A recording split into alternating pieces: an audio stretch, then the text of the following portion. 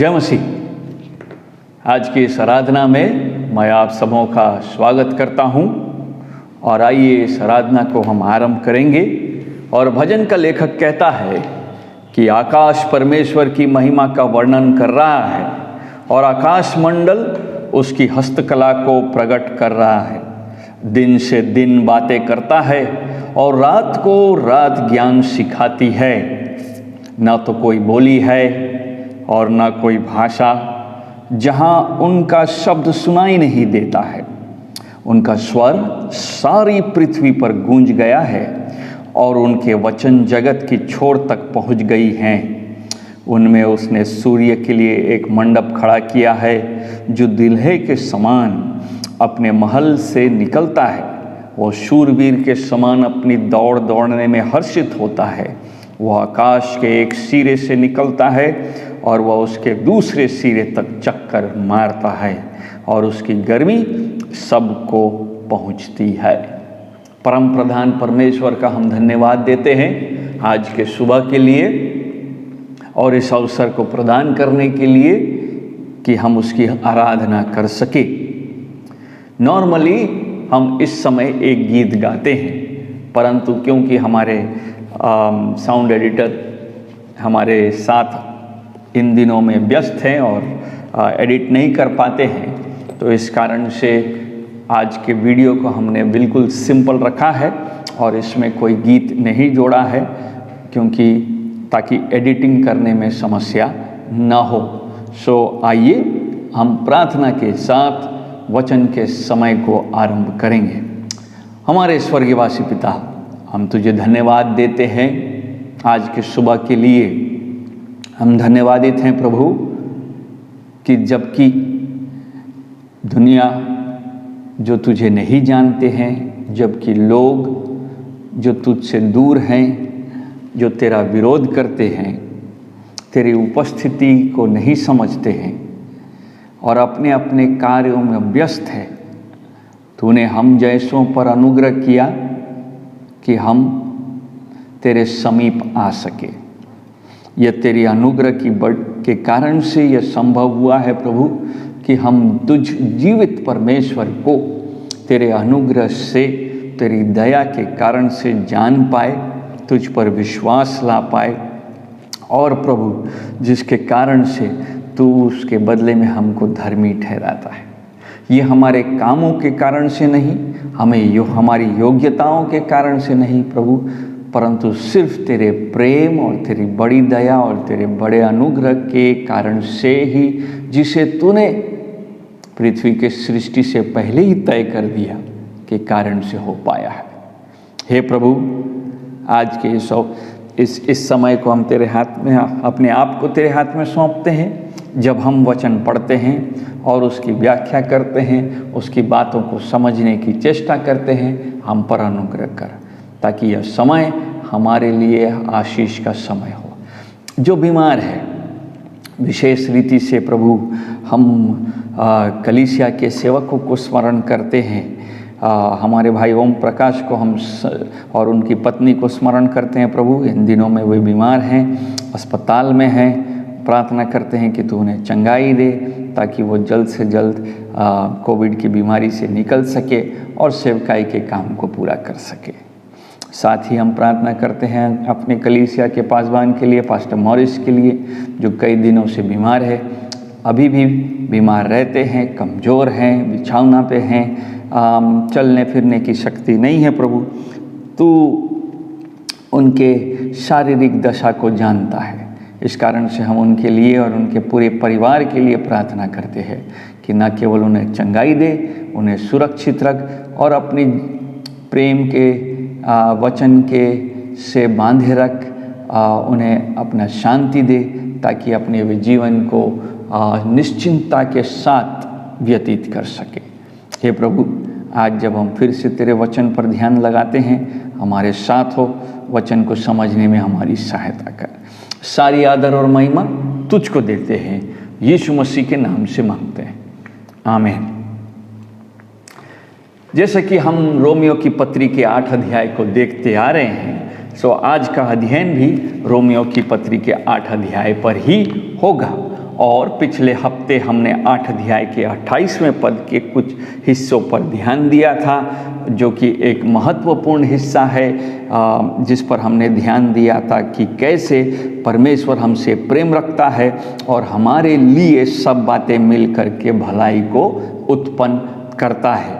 Now 8 अध्याय पवित्र आत्मा के सेवा का अध्याय है, जहाँ पवित्र आत्मा विश्वासियों के लिए सेवकाई करता है। एक और वह हमको निश्चयता देता है, हमको यह दृढ़ विश्वास दिलाता है कि हमको उसके अनुग्रह से उद्धार प्राप्त है। इस कारण से जैसा पहला पद बताता है कि हम पर कोई दंड की आज्ञा नहीं है।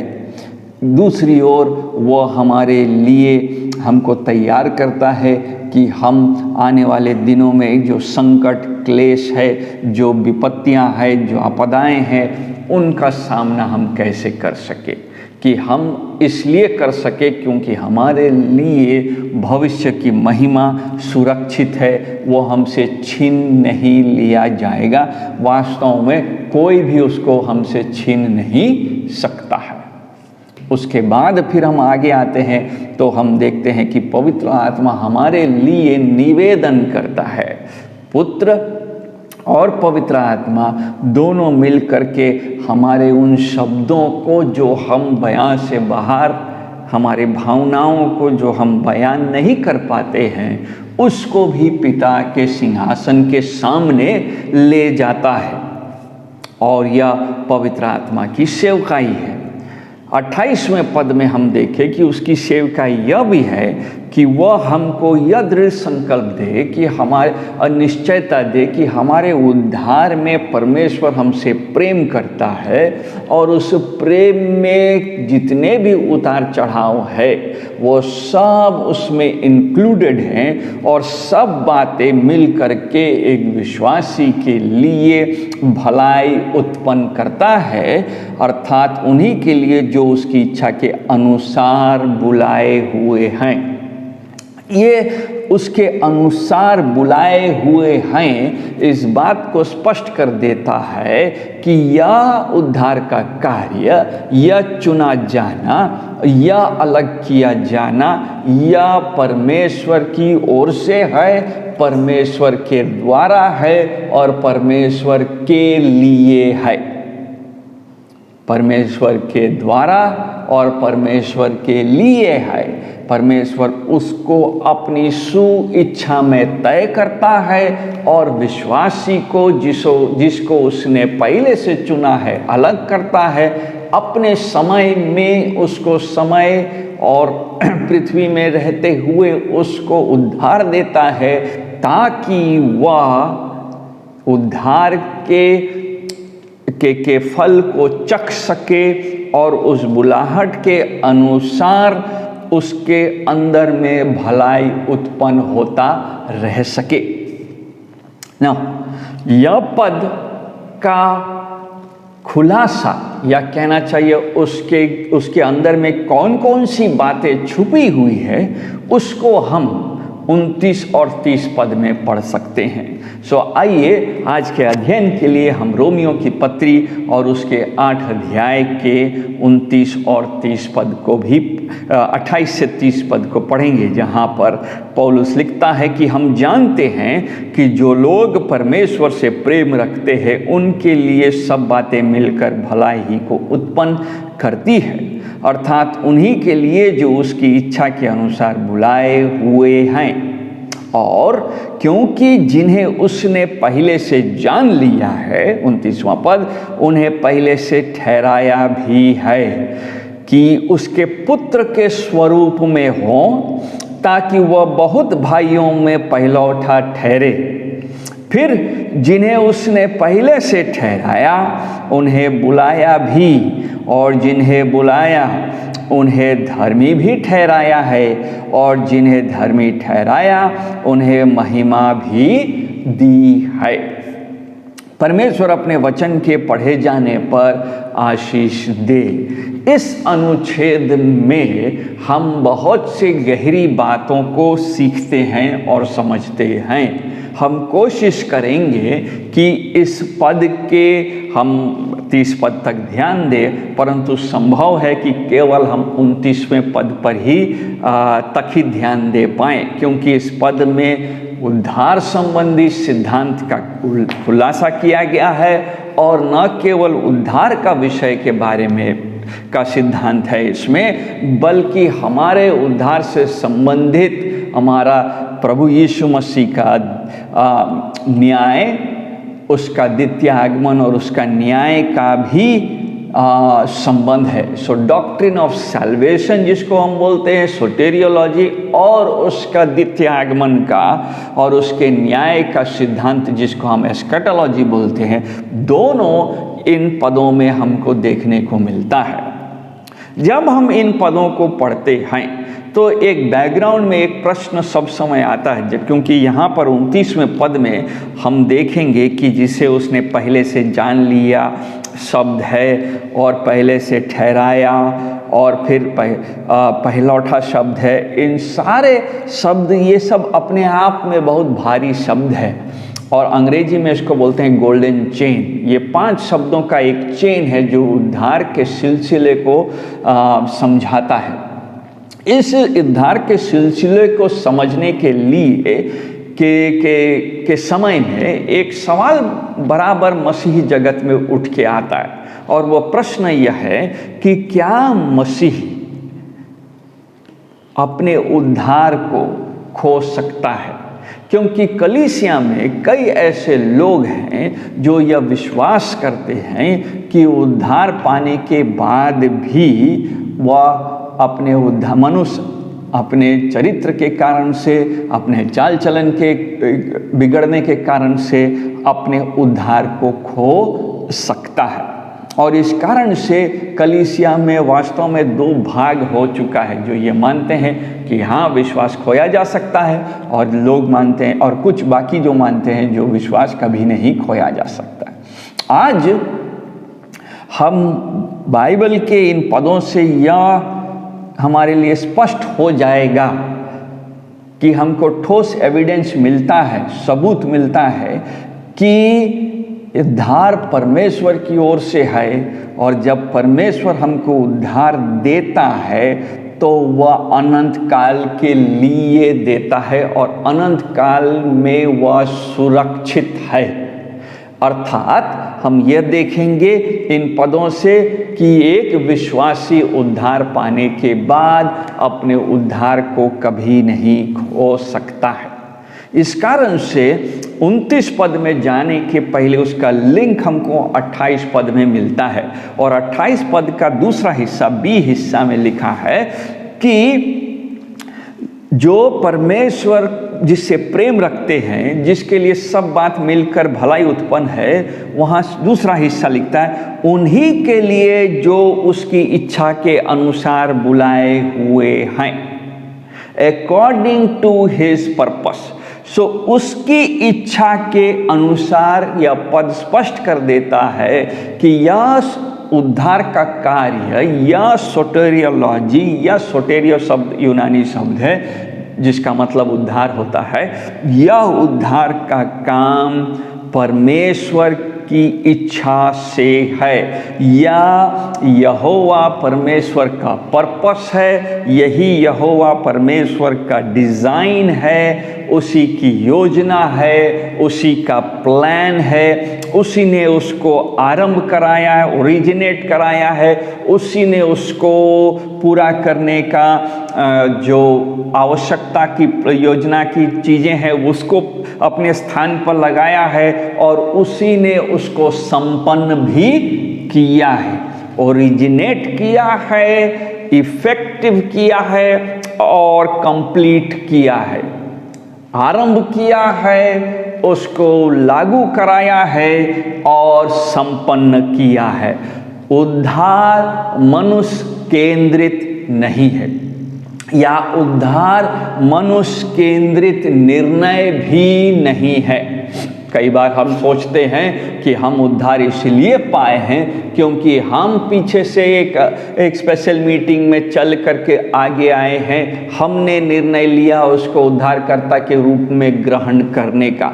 ग्रहण हम तब तक नहीं कर सकते जब तक हमारे अंदर अनुग्रह का कार्य पहले से किया ना गया हो और हमको जिलाया ना गया हो कि हम परमेश्वर के इस दिव्य बात को समझ सके और उस पर विश्वास कर सके।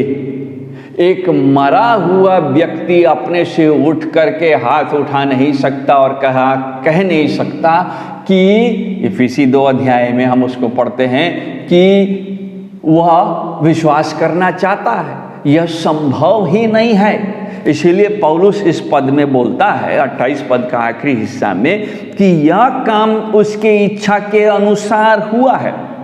आइए इस पद का खुलासा, इस पद को और अच्छी रीति से कि कैसे यह होता है, इसको इफिसियों की पत्री में 1 अध्याय में हम देखेंगे। इफिसियों की पत्री और उसका 1 अध्याय का 3 पद से आरंभ करेंगे ना। 1 अध्याय का 3 पद वहाँ पौलुस लिखता है कि हमारे प्रभु यीशु मसीह के परमेश्वर और पिता का धन्यवाद हो कि उसने हमें मसीह में स्वर्गीय स्थानों में सब प्रकार की आत्मिक आशीष दी है। सो इफ पौलुस परमेश्वर पिता को धन्यवाद देता है क्योंकि परमेश्वर को धन्यवाद मिलना चाहिए कि उसने अर्थात पिता ने हमें मसीह में स्वर्गीय स्थानों में सब प्रकार की आत्मिक आशीष दी है। सो आत्मिक आशीष मिलने के पीछे परमेश्वर का हाथ है। प्रेज बिलोंग्स टू गॉड, मनुष्य को नहीं है।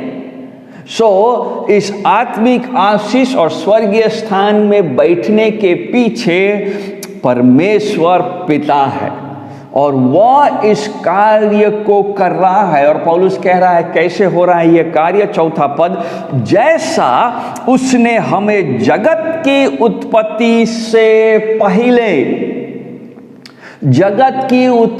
से पहले उसने चुन लिया, ही चोज अस, कि हम उसके निकट प्रेम में पवित्र और निर्दोष हों। यह पद अपने आप में बहुत भारी पद है। वहाँ पर पौलुस लिख रहा है कि यह काम धन्यवाद देने का किस लिए होगा, क्योंकि पिता ने हमको महिमा में बैठाया है। कैसे बैठाया है? पिता ने सर्वप्रथम हमको, जब समय नहीं सिरजा गया था, जब जगत की उत्पत्ति नहीं हुई थी, तभी सुनिश्चित किया और निर्णय लिया, एक डेफिनेटिव डिसीजन लिया कि वह हमें चुनेगा। इसीलिए वहाँ 4 पद लिखा है कि उत्पत्ति से पहले उसमें चुन लिया। और चुनने का यह एक पर्पस, यह एक उद्देश्य, यह प्लान उसका है, परमेश्वर का है कि हम 4 पद का आखिरी शब्द 2 शब्द है लिखा है, पवित्र और निर्दोष हों। हमारे अंदर में पवित्रता के प्रति निर्दोष होने की इच्छा के जहाँ तक सवाल होता है वो था ही नहीं। हम कभी नहीं चाहते थे कि हम निर्दोष हों, हम कभी नहीं चाहते थे कि हम पवित्र हों। ये परमेश्वर की दिव्य इच्छा और सॉवरेन और उसके सार्वभौमिक इच्छा के अनुसार हुआ कि उत्पत्ति से पहले, यानी कि समय से पहले, जब समय की उत्पत्ति नहीं हुई, जब जगत की उत्पत्ति से नहीं हुई, तभी परमेश्वर ने योजना, प्लान बनाया। उसका प्लान का सोच उसके अंदर आया, उसने निर्णय लिया, उसका पर्पस था, उसका उद्देश्य था उसका डिजाइन था कि ये कैसे होगा, उसकी योजना थी, उसकी कल्पना थी, उसने उस कल्पना को अंजाम दिया और जिसके कारण से हम चुन लिए गए हैं। ये गॉड्स पर्पस कि वह चुन रहा है, ये पूरे रीति से परमेश्वर पर केंद्रित है और मनुष्य पर नहीं। चुना उत्पत्ति से पहले, प्रीडेस्टिन किया, सुनिश्चित किया, पहले से पूर्व निश्चित किया। प्रीडेस्टिन का माले पूर्व निश्चित किया, क्या चीज के लिए? अपनी महिमा के लिए। 5वां पद हमको इस बात को स्पष्ट करता, देखिए वहां लिखा है, और अपनी इच्छा के भली अभिप्राय के अनुसार हमें अपने लिए पहले से ठहराया। जब हम इस अनुच्छेदों को देख रहे हैं भाइयों बहनों, मैं आपको कुछ बातों को स्पष्ट करना चाहता हूं। इसमें से सब बातें हम समझेंगे नहीं, कई बातें हमारे बुद्धि में अटेगा नहीं, क्योंकि यह समय के परे बातें हैं और परमेश्वर ने समय के परे बातों को भी हमारे समझ के लिए दिया। जहां हम समझ नहीं पा रहे हैं, मेहरबानी से उसे विश्वास के साथ ग्रहण कर लीजिए। ये हम सबों के लिए उचित है और लाभदायक होगा। उद्धार का समझ बहुत बड़ा है, उद्धार का विषय बहुत बड़ा है। हम कई बार सोचते हैं उद्धार सिर्फ हमारे बचाव के लिए है, परंतु आज हम देखेंगे नहीं, उद्धार वास्तव में हमारा बचना, हमको बचाना एक बड़े गोल, एक बड़े योजना, एक बड़े प्लान का हिस्सा है। मनुष्य उस प्लान में बीच में कहीं पर है। कई बार हम सोचते हैं परमेश्वर केवल मनुष्यों के बारे में केंद्रित है, निश्चय केंद्रित है, मनुष्य पर उसका ध्यान है, परंतु वह एक बड़ी योजना के साथ चल रहा है। और बड़ी योजना यह है, 5वां पद कह रहा है, जो पर्पस और प्लान यह है कि वह अपनी इच्छा के भले अभिप्राय के अनुसार हमें अपने लिए पहले से ठहराया कि यीशु मसीह के द्वारा हम उसके ले पालक पुत्र हों, कि उसके उस अनुग्रह की महिमा की स्तुति हो जिसे उसने हमें उस प्रिय में सेत में दिया है।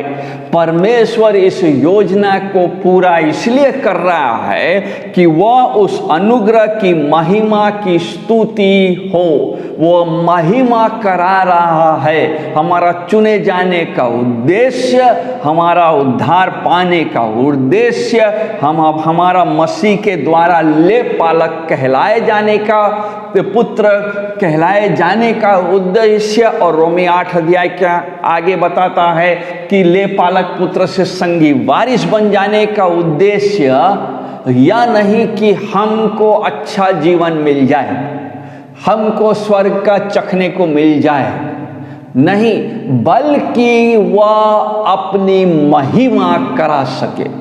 वह अपनी महिमा को देखना चाहता है। सब समय एक ही उद्देश्य के साथ परमेश्वर चलता है कि परमेश्वर, त्रिएक परमेश्वर की महिमा बरकरार रहे, उसमें किसी प्रकार का खनन, किसी प्रकार का रोक, किसी प्रकार का खंडन ना हो। इसीलिए आगे जब हम उस अनुच्छेद को पढ़ते हैं, इफिसी 1 अध्याय के 9 पद में वो कहता है कि क्योंकि उसने अपनी इच्छा का भेद उस भले अभिप्राय के अनुसार हमें बताया जिसे उसने अपने आप में ठान लिया था। ये चुना जाना उत्पत्ति से पहले, ये ले पालक पुत्र कहलाया जाना, ये अपराधों का क्षमा किया जाना, ये सारा चीज उसकी स्तुति के लिए है, जिसके लिए उसने अपने आप से वाचा बांधा। सो उद्धार मनुष्य केंद्रित हो ही नहीं सकता, क्योंकि मनुष्य में यह क्षमता नहीं है कि वह परमेश्वर के साथ वाचा बांध सके। जब परमेश्वर, अब आपको याद होगा उत्पत्ति में अब्राहम के साथ वाचा बांधता है, तो अब्राहम को वह जब वाचा देता है तो वह अपने से उस वाचा के आर पार जाता है, क्योंकि अब्राहम में यह क्षमता नहीं कि परमेश्वर के इस प्रतिज्ञा को वह कभी भी अपने पूरे जीवन काल में पूरा कर सके। इसलिए परमेश्वर कहता है, मैं ही अपना आपको वाचा देता हूं, मैं ही फर्स्ट पार्टी, मैं ही सेकंड पार्टी। यही दोनों हम ही अपने में संधि करते हैं कि यदि मैं मनुष्यों के साथ ऐसा ना करूं तो मैं ही स्वयं श्रापित हो जाऊंगा। और परमेश्वर श्रापित हो नहीं सकता, इसलिए क्योंकि वह परमेश्वर है, इस कारण से उसकी प्रतिज्ञा विफल हो नहीं सकती। सो अगर प्रतिज्ञा विफल नहीं हो सकती का माने है उद्धार का काम भी विफल नहीं हो सकता। और अगर उद्धार का काम विफल नहीं हो सकता तो इसका माने उद्धार का खोया जाना भी संभव नहीं है, क्योंकि चुना जाने का काम सार्वभौमिक परमेश्वर ने समय से पहले किया, जगत की उत्पत्ति से पहले। और जब वो जगत की उत्पत्ति से पहले करता है तब वह अपने भले अभिप्राय के अनुसार उस महिमा के लिए सब कुछ करता है जो आवश्यक है, जिसमें पुत्र का इस जगत में डेरा करना, पुत्र का इस जगत में रह करके अपने आप को बलिदान करना, पुत्र का संगी हमको चुन करके अलग करके संगी वारिस बनाना, यह सब पिता का काम है, क्योंकि वह अपने इस पूरे काम को अपनी महिमा के लिए कर रहा है। और उसके लिए 9वां पद कहता है कि उसने अपने आप से ठान लिया है। अपने आप से ठान लेने का माने है कि अपने आप से शपथ ले लिया है। इस कारण से उद्धार हल्की बात नहीं है। और जब 9 पद कहता है कि उसने अपने आप से ठान लिया है, तो वह अपना काम को निश्चय पूरा करेगा। लेकिन सवाल तब यह है, तो क्या मनुष्य का कोई रोल नहीं है? क्या मनुष्य जवाब नहीं देता? निश्चय देता है। उसके जवाब देने के कारण से ही वो धर्मी ठहराया जाता है। उस जवाब देने को बोलते हैं विश्वास करना, पश्चाताप के बाद विश्वास करना। पहला यूहन्ना का पहला अध्याय में यूहन्ना कहता है कि वो कैसे होता है। यूहन्ना 1 अध्याय और उसका 12 और 13 पद, और यूहन्ना लिखता है, जितनों ने उसे ग्रहण किया, अर्थात जिन्होंने उसको चुना है, उसके बारे में लिखा है, उसने उन्हें परमेश्वर की संतान होने का अधिकार दिया।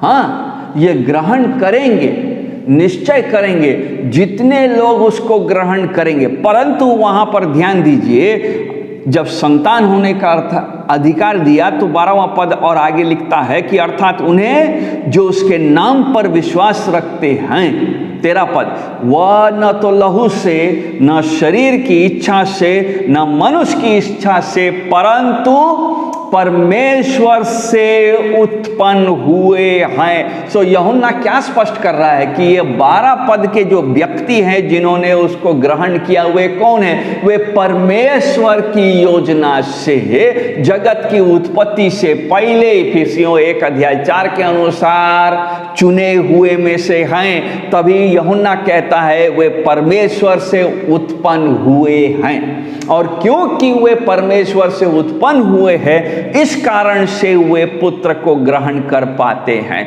इस कारण से वे परमेश्वर के संतान होने का अधिकार रखते हैं। इस कारण से वे उसके नाम पर विश्वास रखते हैं। सो स्पष्ट क्या हो रहा है? स्पष्ट ये हो रहा है कि विश्वास करना भी इसलिए संभव हो रहा है क्योंकि वह परमेश्वर से पहले उत्पन्न हुए हैं और परमेश्वर अपनी योजना के द्वारा उन कार्यों को पूरा करा रहा है।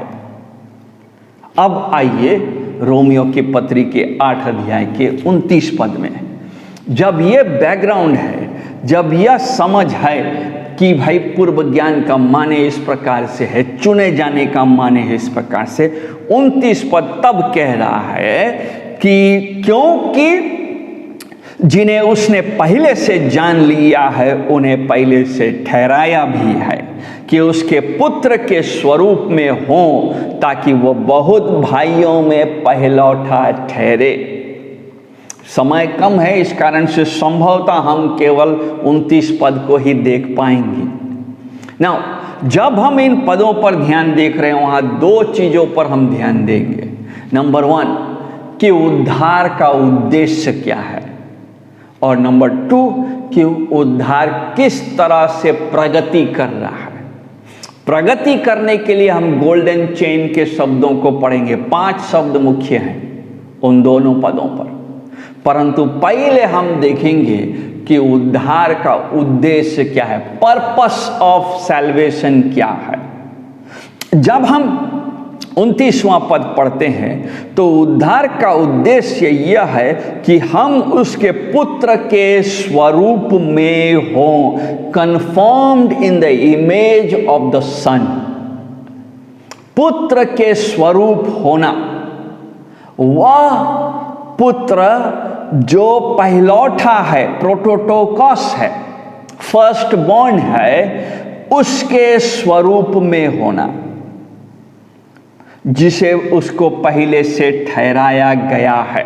ना इस पुत्र के बारे में हमारी बुलाहट की क्या है, उसने हमें क्या किया, जिन्हें उसने पहले से जान लिया है उन्हें पहले से ठहराया भी है। सो हमारे जान लिए जाने का उद्देश्य, हमारे ठहराए जाने का उद्देश्य यह है कि हम पुत्र के में या पुत्र के स्वरूप में हो, conform to the son, conformity to his son Jesus Christ.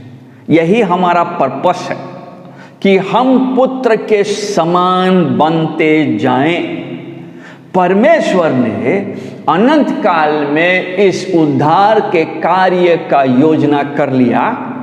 परमेश्वर ने इस अनंत काल में त्रिएक परमेश्वर के मीटिंग में यह तय हो गया कि मुझ श्रापित मनुष्य को वह पुत्र के इमेज में, पुत्र के स्वरूप में बदलता जाएगा। यही उद्धार का काम है। और इस कारण से जबकि यह अनंत काल में हुआ है तो इसका परिणाम कि वह पुत्र के इमेज में बदलता जाएगा, यह भी अनंत काल में सब पूरा होगा, जिसको फ्यूचर ग्लोरी बोलते हैं, भविष्य की महिमा में। तो फिर खोना कैसा संभव है? इसका माने यह है कि यदि व्यक्ति, हम कहें मान लीजिए कि नहीं उद्धार हो सकता है जब मनुष्य यहाँ पर है, परंतु उद्धार खोया जा सकता है, तो इसका माने हम ये कह रहे हैं कि वह कार्य जो पिता ने, जो परमेश्वर ने अनंत काल में योजना किया था, वह संपूर्ण योजना नहीं है, बल्कि योजना सही भी नहीं है, क्योंकि वह नष्ट हो गया। क्या पिता अपनी योजना को असफल रखता है? कदापि नहीं। अगर पिता अपनी योजना को असफल रखता है तो वो योजना व्यर्थ योजना है, और अगर यह व्यर्थ योजना है तो उसका शपथ खाना कि मैं ऐसा ही करूंगा जो उसने ठान लिया है इफिसी 1 अध्याय के 9 पद में, तब तो वो शपथ व्यर्थ हो गया। और अगर शपथ व्यर्थ हो गया तो इसका माने परमेश्वर ठहरा ही नहीं। इस कारण से यह शिक्षा देना कि उद्धार संभव है, लेकिन आदमी उद्धार में खो भी सकता है, यह एक झूठी शिक्षा है और यह एक गलत शिक्षा है। क्योंकि उद्धार का लक्ष्य यह है कि हम पुत्र के स्वरूप होते जा सकें, पापों की क्षमा, दोषी होने का जो भावना है उसका निकाला जाना, उद्धार पाना और आत्मा का फल लगना, यह उद्धार का प्रोसेस का हिस्सा है।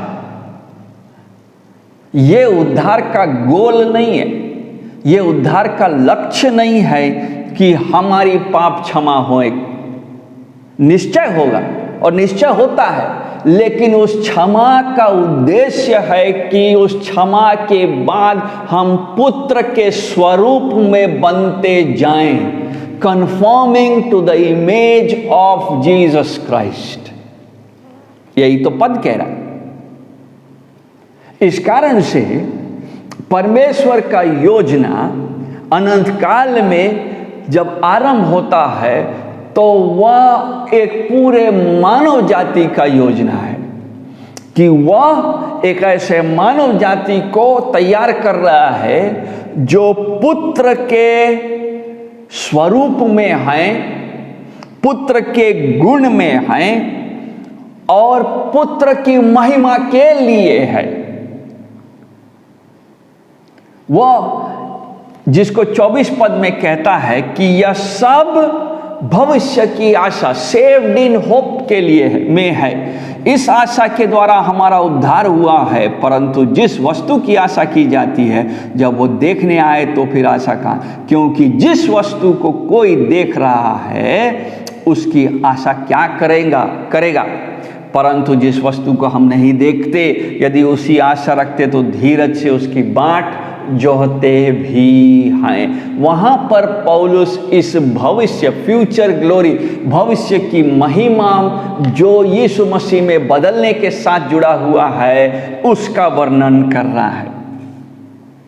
सो योजना समय से पहले है कि एक मानव जाति का तैयार किया जाए और जो मसीह के, उसके पुत्र के स्वरूप होगा। क्योंकि स्वरूप नहीं होंगे तो संगी वारिस नहीं हो सकेंगे। स्वरूप नहीं होंगे तो पहले वारिस नहीं होंगे, और अगर वारिस नहीं होंगे तो संगी वारिस भी नहीं होंगे, जिसके बारे में हम 15, 16 और 17 पद पढ़ते हैं। 15 पद बताता है कि इसलिए कि जितने लोग परमेश्वर के आत्मा के चलाए चलते हैं वे पुत्र हैं, क्योंकि तुमको दासत्व की आत्मा नहीं मिली फिर भयभीत, परंतु ले पालकपन की आत्मा मिली है, जिससे हम हे अब्बा हे पिता कहकर पुकारते हैं। 16 पद, आत्मा आप ही हमारी आत्मा के साथ गवाही देता है कि हम परमेश्वर के संतान हैं, और यदि संतान हैं तो वारिस भी, वरन परमेश्वर के वारिस और मसीह के संगी वारिस हैं, कि जब हम उसके साथ दुख उठाए तो उसके साथ महिमा भी पाए।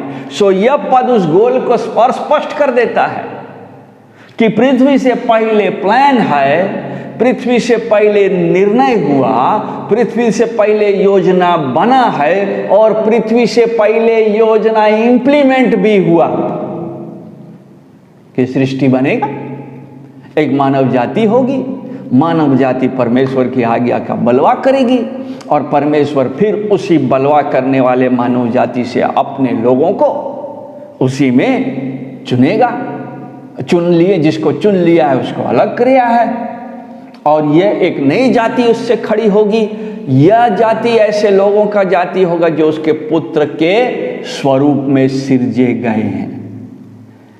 जब ऐसा हो रहा है इस कारण से, क्योंकि सब बातें मिलकर के महिमा की ओर आगे बढ़ रही है जो भविष्य में है, तो उद्धार में किसी का खोना संभव नहीं है। फिलिपियों की पत्री के 3 अध्याय को खोलेंगे और वहां पर पौलुस फिर से ही और आगे कुछ बातों को समझाता है। फिलिपियों की पत्री के 3 अध्याय के 21 पद में देखिए, वहाँ वो लिखता है 21वां पद, और अपनी शक्ति के उस प्रभाव के अनुसार जिसके द्वारा वह सब वस्तुओं को अपने वश में कर सकता है, हमारी दीनहीन देह का रूप बदलकर अपनी महिमा के देह के अनुकूल बना देगा। फिलिपियों में पौलुस हमें समझाता है कि कैसे हम पुत्र के स्वरूप में बदलते जाते हैं। ये बदलना हमारे दीनहीन देह से रूप से निकल करके पुत्र के महिमा के देह के समान होगा। इसका माने आज जो यीशु मसीह का शारीरिक अवस्था है अर्थात पुनरुत्थित अवस्था है, हमारा भी पुनरुत्थित अवस्था होगा। कैसा होगा हम नहीं जानते, डिटेल्स नहीं मालूम, लेकिन इतना निश्चय है कि यह महिमा का देह होगा। महिमा का देह केवल एक शारीरिक देह नहीं है। मैं नहीं सोचता हूं पौलुस वहां पर केवल शारीरिक देह को सोच करके लिख रहा है। महिमा का देह का माने होगा कि उसमें वो बातें होंगी जो यीशु मसीह में है, वो आत्मिक बातें होंगी जो यीशु मसीह में है। उसमें आत्मिक संपूर्णता है, उसमें संपूर्ण पवित्रता है, उसमें संपूर्ण महिमा है। जो संतान है, जिसको 8 अध्याय के में पौलुस वारिस कहता है, उनमें भी इस प्रोटोकॉस के समान गुण होगा। वे भी वही भावनाएं रखेंगे जो पुत्र का है। इसलिए पिता हमको, पुत्र हमको स्लेव्स, दास नहीं कहता, बल्कि हमको भाई कहता है। इसीलिए पिता हमको दास नहीं कहता बल्कि संतान कहता है। क्योंकि जब हम गुण पर ध्यान दे रहे हैं, जैसा पौलुस यहाँ कह रहा है, तो हम ये देख रहे हैं कि समय में एक प्रोसेस आरंभ हुआ है कि भाई सैल्वेशन, उद्धार का काम आरंभ हुआ है। उद्धार के काम में एक प्रोसेस चालू हुआ है जो महिमा की ओर बढ़ रहा है। और जब हम एक महिमा से दूसरे महिमा में, एक लेवल से दूसरे लेवल में चढ़ते हैं, तो हम ख्रिस्त के समान बदलते जाते हैं। इसलिए दूसरा करंथी में कहता है, अभी तो हम आंशिक देखते हैं, धुंधला देखते हैं, एक समय आएगा और क्लियर देखेंगे। दूसरा कुरिन्थी 3 अध्याय का 18 पद इस बात को स्पष्ट करता है। और दूसरा कुरिन्थी उसका 3 अध्याय का 18 पद में वो लिखता है कि जब हम सब के उघाड़े चेहरे से प्रभु का प्रताप इस प्रकार प्रकट होता है, जिस प्रकार दर्पण में, तो प्रभु के द्वारा जो आत्मा है, हम उसी तेजस्वी रूप में अंश अंश करके बदलते जाते हैं। वह प्रोसेस उद्धार का जो सृष्टि से पहले आरंभ हुआ और काल के पहले आरंभ हुआ और काल खत्म होने के बाद फिर अनंत काल में अंत होगा, यह अंश अंश बढ़ता जा रहा है और अंश अंश हम महिमा में प्रवेश कर रहे हैं। सो इसका माने जब फिलिपियों की पत्री के 3 अध्याय के 21वें पद में हम कहते हैं कि दीनहीन देह का रूप बदल रहा है और हम महिमा के देह के अनुकूल बनते जा रहे हैं, का माने है कि हम उसके चरित्र में, उसके स्वभाव में, उसकी आत्मिकता में ढलते जा रहे हैं। ये उद्धार का प्राइमरी पर्पस है कि हम परमेश्वर की महिमा के लिए बदलते जाएं। परमेश्वर, त्रिएक परमेश्वर अपनी महिमा कराने के लिए सब कुछ करेगा। मनुष्य को भी उसने अपनी महिमा के लिए सिरजा है। उस प्रोसेस को वो कंप्लीट करता है जिससे महिमा कंप्लीट हो सके। ये उद्धार का लक्ष्य है। उद्धार का लक्ष्य मात्र यह नहीं है कि हमारे पाप केवल क्षमा कर दिए जाए। अगर ऐसा होता तो क्षमा करके हमको छोड़ दिया जाता और हम अपने जीवन को अपने तरीके से जीते रहते, परंतु ऐसा नहीं है। हमारे पाप क्षमा होते हैं, हमको उद्धार दिया जाता है, हमको अनुग्रह किया जाता है कि हम विश्वास में आ सके। विश्वास में आने के बाद हमको धर्मी ठहराया जाता है और धर्मी ठहराए जाने में हमको वह महिमा के लिए तैयार करता जाता है। दूसरा चीज़ वहीं उसी पद में लिखा है कि उस उद्धार का उद्देश्य यह है कि वहाँ पर लिखाया है कि पहले से ठहराया, वो तो ठीक है, कि उसके पुत्र के स्वरूप में हो, ठीक है, प्रोटोटोकॉस के स्वरूप में हो, ताकि वो बहुत भाइयों में पहलौठा ठहरे। पहलौठा है ताकि पुत्र सब संतानों में पहलौठा ठहरे। ये उद्देश्य उद्धार का है। नाउ पहलौठा का माने नहीं है कि परमेश्वर ने अपने पुत्र को पैदा किया जैसे हम शारीरिक रीति से सोचते हैं, नहीं। वहाँ पर यहूदी विचार है डाला गया है। पौलुस यहूदी विचार से इस बात को समझाता है। यहूदी कॉन्टेक्स्ट में, यहूदी समाज में सबसे बड़ा बेटा जो होता है वह उत्तराधिकारी होता है, वो पिता का उत्तराधिकारी होता है और पिता का जगह में स्थान में खड़ा होता है। वह परिवार का कहना चाहिए गर्व है और डिग्निटी को मेंटेन करने का जिम्मा उसी को है। परिवार का नाम, शान और शौकत सब उसी पर डिपेंड करता है। वह परिवार का पिता के बाद प्रमुख है, सुप्रीम है। इस पद में हमारा उद्धार इसलिए होता है कि हम इस पुत्र के समान बदलें, ताकि एक पूरी मनुष्य जाति बन सके जो पुत्र के स्वभाव में बदलता जा सके। और जब वह बदलता जाए तब उसमें ख्रिस्त उसका पहलौठा हो, प्रथम हो। एक ह्यूमन रेस तैयार किया जा रहा है, एक मनुष्य जाति तैयार की जा रही है जो उस पुत्र के स्वभाव और स्वरूप में है, जिसका पुत्र स्वयं पहलौठा प्रथम फल है। फिलिपियों की पत्री में हम 2 अध्याय में देखते हैं। फिलिपियों की वापस हम जाएंगे, उसके 2 अध्याय और उसके 9 से 11 पद में वहाँ लिखता है पौलुस कि इस कारण परमेश्वर ने उसको क्या किया, उस यीशु मसीह को अति महान भी किया, उसका वह नाम दिया जो सब नामों में श्रेष्ठ है, कि जो स्वर्ग में और पृथ्वी पर और पृथ्वी के नीचे है वह सब यीशु के नाम पर घुटना टेके। ये प्रोटोटोकॉस या प्रथम फल या पहलौठा यह वह है जो अति महान है और जिसके लिए जिसको वह नाम दिया गया है जो सब नामों में श्रेष्ठ है। या पहलौठा परमेश्वर के महिमा के लिए है और हमारा उद्देश्य है कि इसकी महिमा करने के द्वारा हम परमेश्वर की महिमा करें। इसलिए वहाँ लिखा है कि यह मानव जाति उसके सामने घुटना टेकेंगी। परमेश्वर की इच्छा यही है कि वह अपनी महिमा कराए।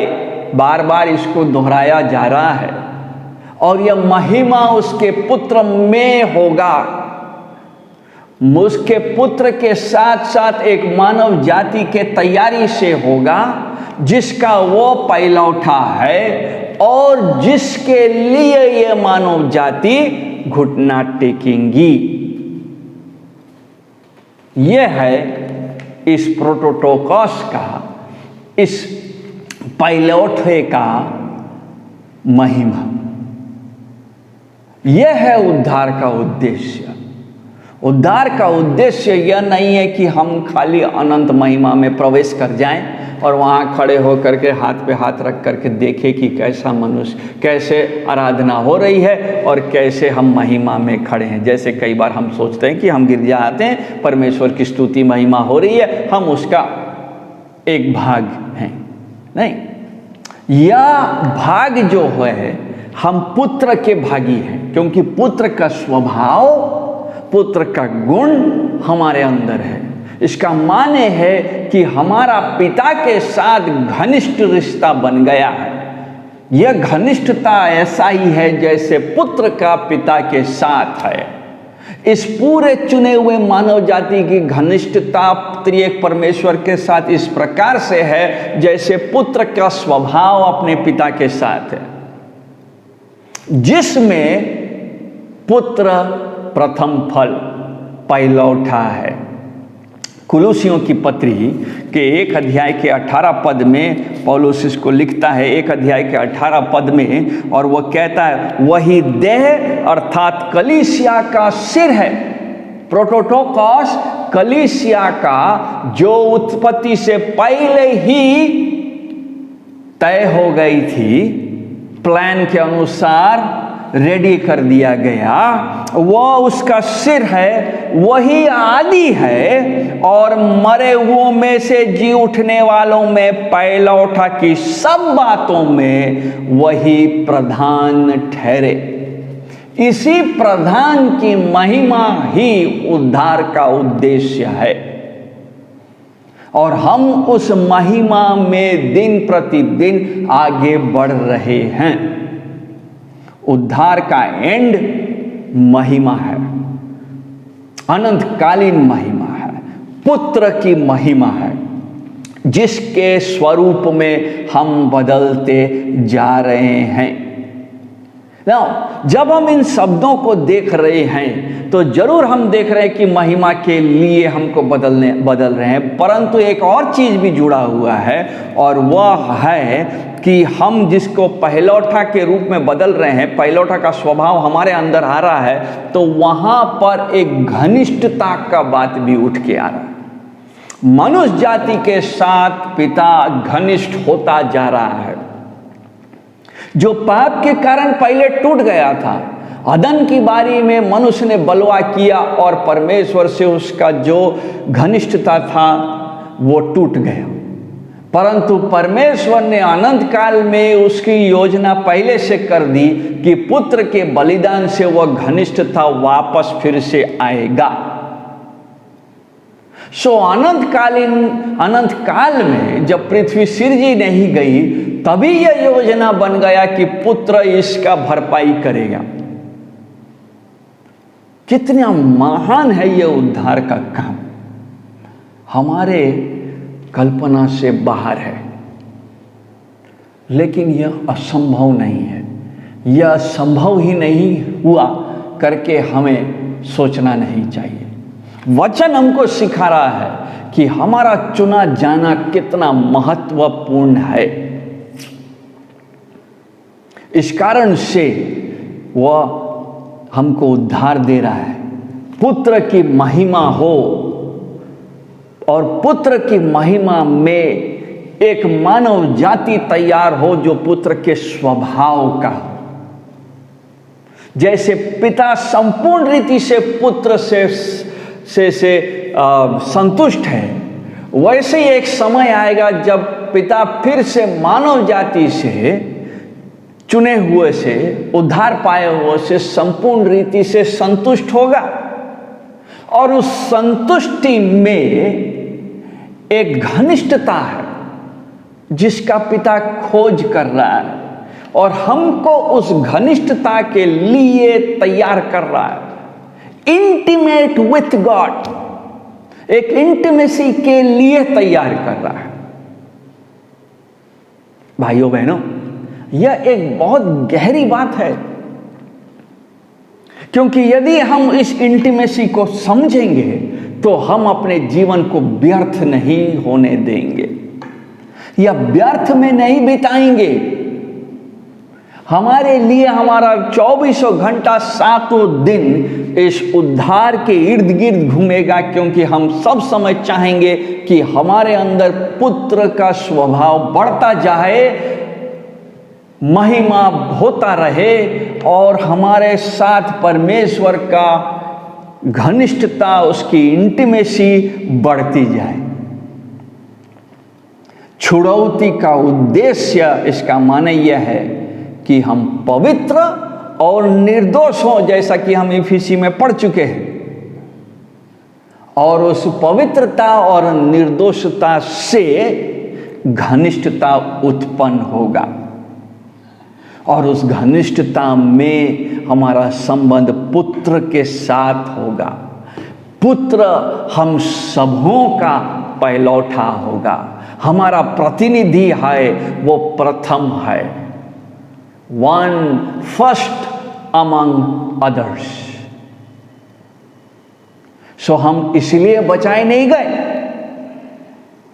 कि हमारा खाली पापों से उद्धार हो जाए, बल्कि इसलिए बचाए गए कि हमसे पुत्र की महिमा हो, हम परमेश्वर के सहभागिता और उसकी घनिष्ठता में आ सके। कई बार हम घनिष्ठता और महिमा को उद्धार का बाई प्रोडक्ट बना देते हैं और अपने आप को उद्धार का सेंट्रल विषय बना देते। बिल्कुल नहीं, हम उद्धार के सेंट्रल विषय नहीं हैं।